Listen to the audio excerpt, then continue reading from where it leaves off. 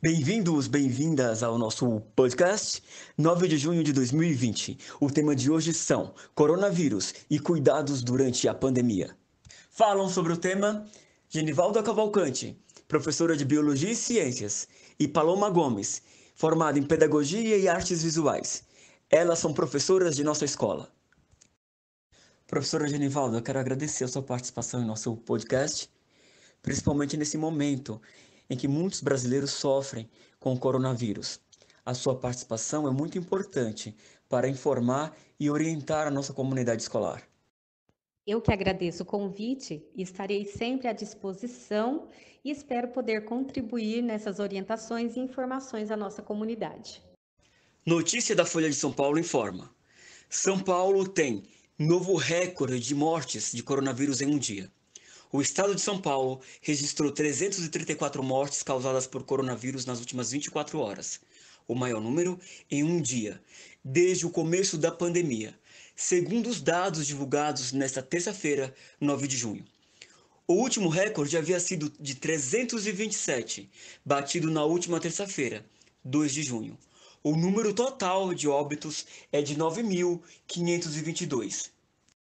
Professora, eu estou pensando que as palavras coronavírus e pandemia estão entre as mais faladas desse ano. O que significam essas palavras? Então, os vírus são micro-organismos causadores de doenças. A palavra vírus, ela vem do latim, que significa fluido venenoso ou toxina. Os vírus não pertencem a nenhum dos reinos atuais, porque são desprovidos de célula.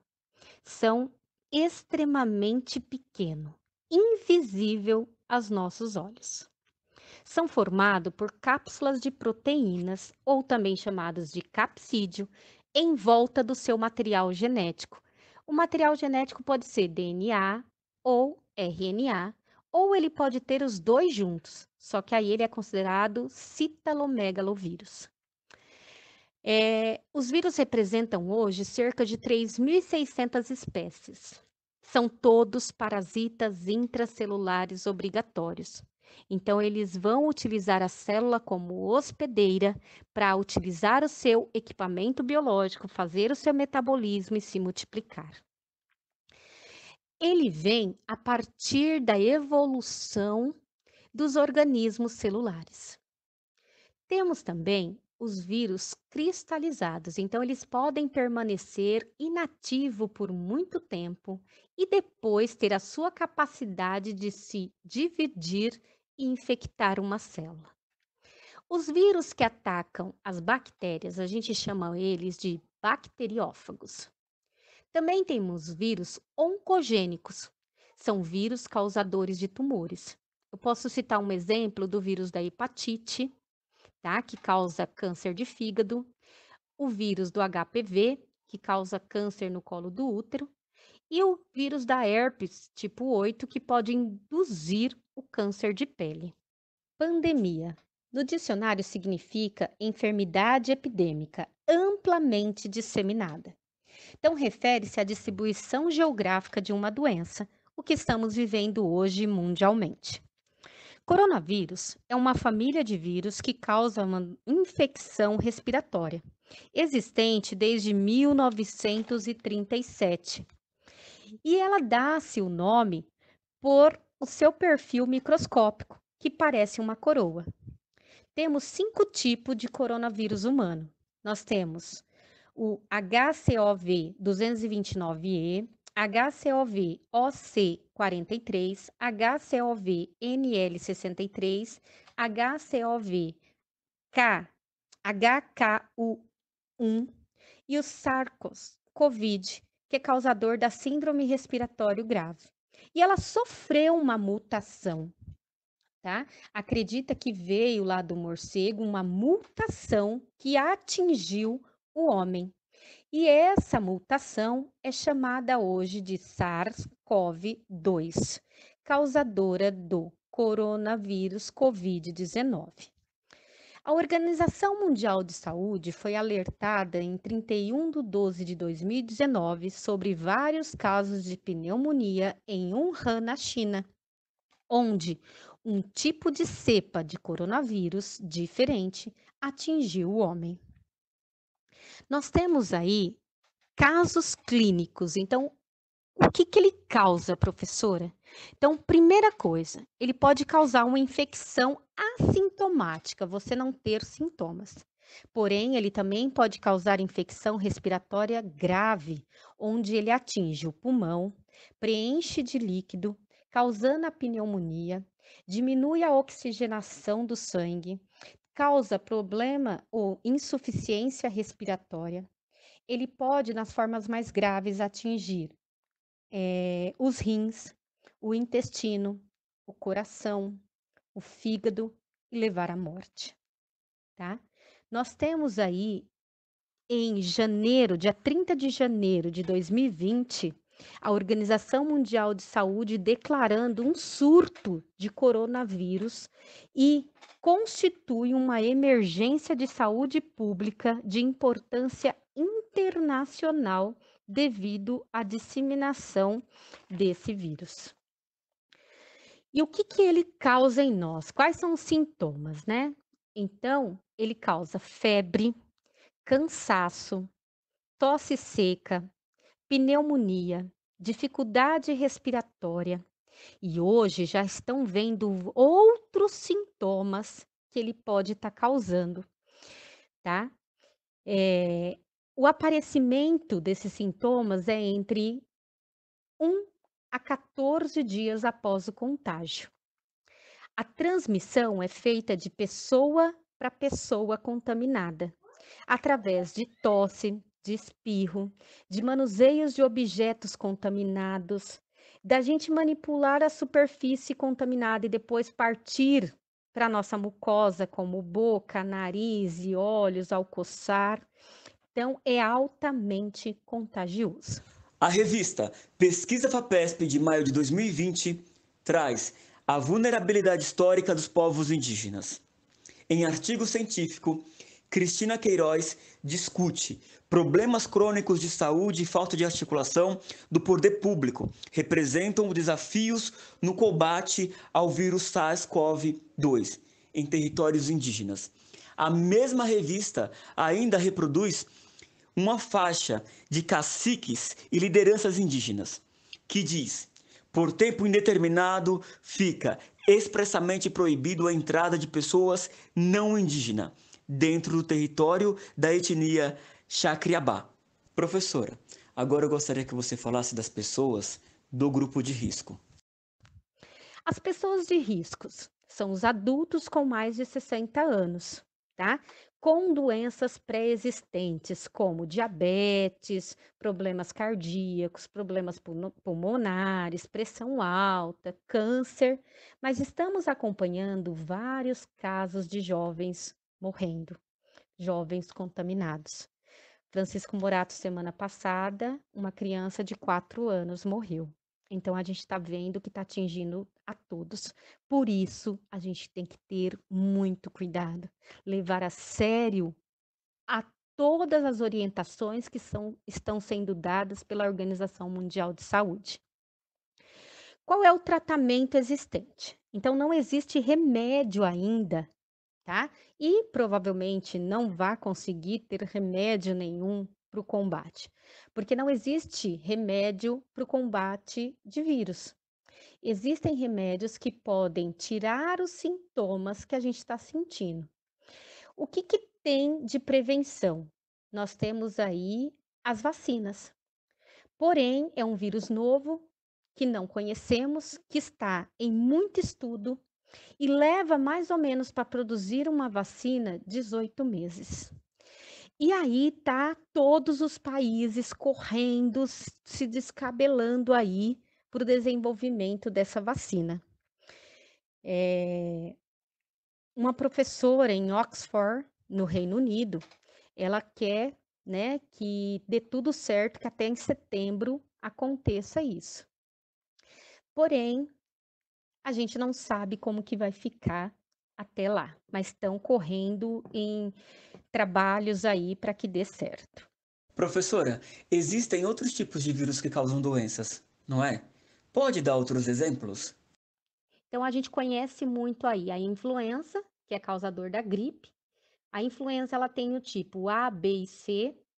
Nós temos a rubéola, sarampo, varíola, a poliomielite, que temos 3 tipos, 1, 2 e 3, a raiva, a hepatite, que nós temos A, B e C, a dengue, muito conhecida e trabalhada por nós, a febre amarela, né, que a gente teve um grande problema aí, a AIDS, a catapora, a cachumba. E a gente vê muito falar dessas doenças assim quando a gente pega a carteirinha de vacinação, né? Então é ali que a gente tem o contato que essas doenças existem. Por quê, professora? Porque não existe remédio para o combate dos vírus. O que nós temos? Remédio para aliviar os sintomas. A única forma de combate são prevenções e a vacina, que é um dos meios que a gente pode aí ter. G. Um ponto polêmico tem sido o uso da cloroquina para o tratamento da Covid-19. Que informações você tem? Que é isso? É um remédio utilizado no tratamento de malárias, artrite, lúpus e fotossensibilização, que é a sensibilidade à luz. Ela tem uma dosagem certa, porque ela tem vários efeitos colaterais. Foram feitas pesquisas, né, muitos testes, porém nenhum com tanta eficácia como estão querendo colocar que isso pode ter eficácia. Então, a Organização Mundial não tem nada comprovado pela ciência a eficácia dele. Ele tem efeitos colaterais como risco de convulsões, arritmias cardíacas, não pode ser utilizado com outros medicamentos. Então, assim, ela ainda está descartada.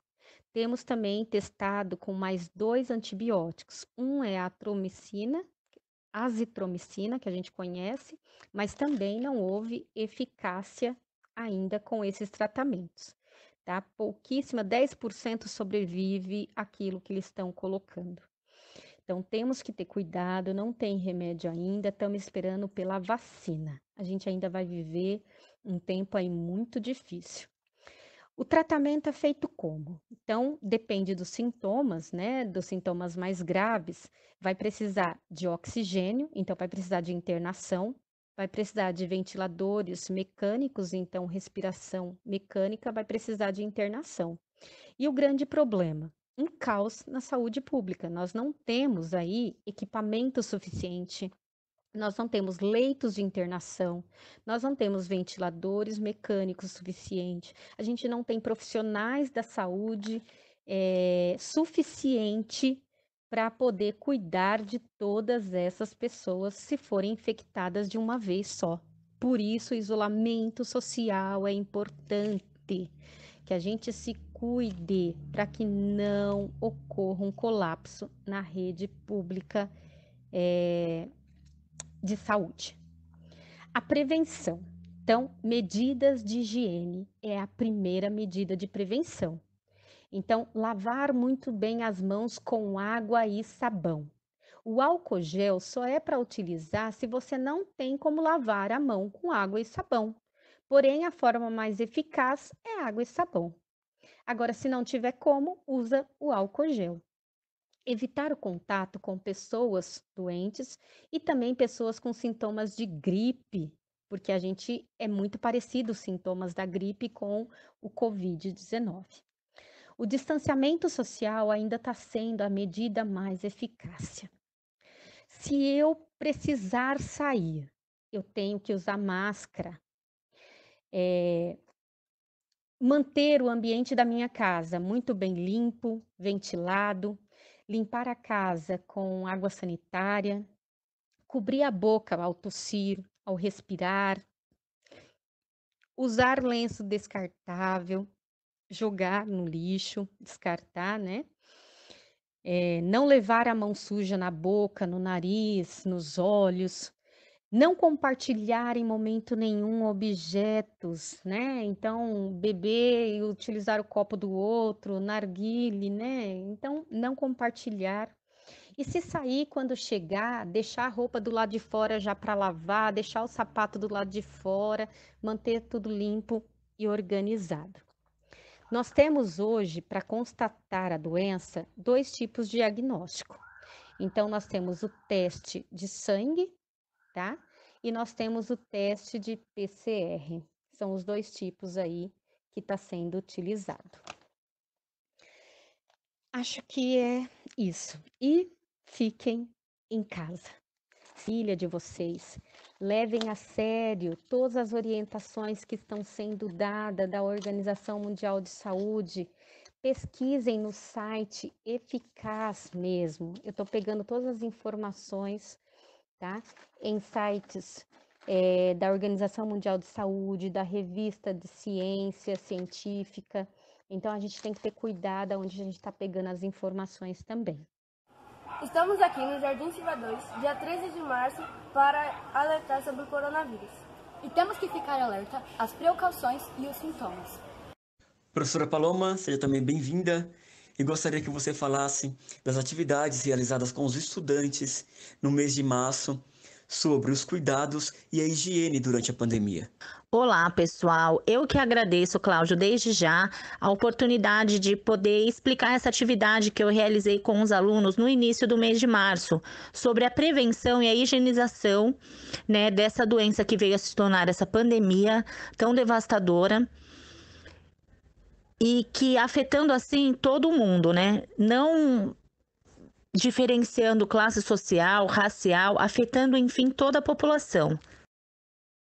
Como ainda no início, sem muitas informações sobre o assunto, realizei com os alunos painéis que foram distribuídos nos espaços da nossa escola, com informações sobre o que já sabíamos sobre o Covid-19 e as maneiras disponíveis que poderíamos utilizar para nos prevenir, como a utilização de álcool em gel, o uso de sabão para lavar as mãos constantemente, evitar ambientes com muitas pessoas, aglomeração. Um trabalho muito bacana, respondeu às expectativas com a participação e o interesse de todos os nossos alunos. Professora Genivalda, eu quero agradecer sua participação mais uma vez e gostaria que deixasse uma mensagem. O que pode ser dito com base na ciência nesse momento em que vivemos? Por se tratar da evolução de um micro-organismo desconhecido, os cientistas estão em constantes estudos para saber como lidar com esse vírus, como prevenir e orientar toda a população. Estamos enfrentando um momento muito difícil e complicado com o aumento de casos, né? Estamos no maior índice, né, de casos de morte em São Paulo. E a conscientização é uma grande arma que podemos ter em nossas mãos. O isolamento social, o cuidado e o amor pela vida e pelo próximo e as medidas e orientações segundo a Organização Mundial de Saúde. Então, a orientação é fique em casa. Também gostaria de agradecer sua participação, professora Paloma, e o que você tem de dizer de mensagem para nós. Eu gostaria de deixar uma mensagem aqui. Infelizmente, o momento em que estamos vivendo é de evitar aglomerações. A gente não pode dizer o isolamento social, mas sim o afastamento social, procurar outros meios de comunicação que não haja interação, né, de proximidade entre as pessoas. Infelizmente, é uma situação difícil, mas necessária no momento em que estamos vivendo. Então, pessoal, quem puder ficar, fique em casa. Vamos evitar levar a coisa a sério, porque não é brincadeira. O Fala de Hoje, podcast crítico, conversou com Genivalda Cavalcante e Paloma Gomes, professoras da Escola Estadual Jardim Silvia 2. Temos o orgulho de transformar aulas em informação e em conhecimento. Cuide-se e até a próxima edição.